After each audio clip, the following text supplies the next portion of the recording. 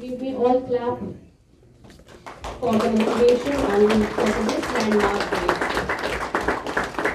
on signing of MOUs and launching of collaborative R&D projects. I congratulate everyone. आपका कहना ठीक है, हमारा शुरू से ये मानना है कि देखिए, to put it in a single sentence, terrorism and development have an inverse relationship. When terrorism increases, development comes to a halt or gets slowed down.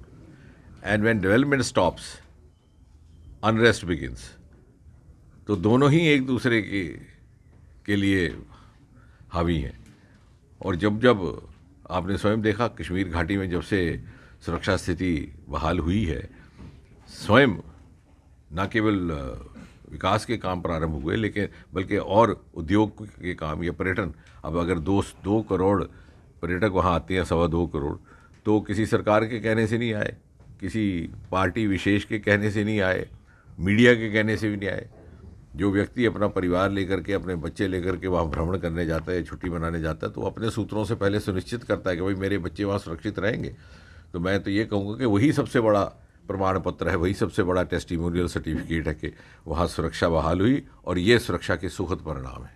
और ना ही अब विकास का कार्य प्रारंभ हुआ है बल्कि बहुत से रुके हुए काम भी प्रारंभ हुए हैं और बड़ी तेज़ गति से आगे बढ़ रहे हैं. सर, अरविंद केजरीवाल जी को जमानत मिल गई है. सर, इलेक्शन आ रहे हैं सर, लगता है कि 400 पार करेंगे इस बार?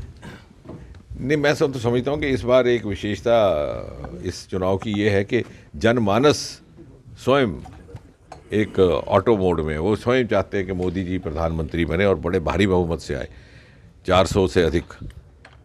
आपने देखा होगा, इतनी इलेक्शंस आप कवर करते रहे कि राजनीतिक दल आह्वान करते हैं कि अब की बार इतनी हमें सीटें दीजिए.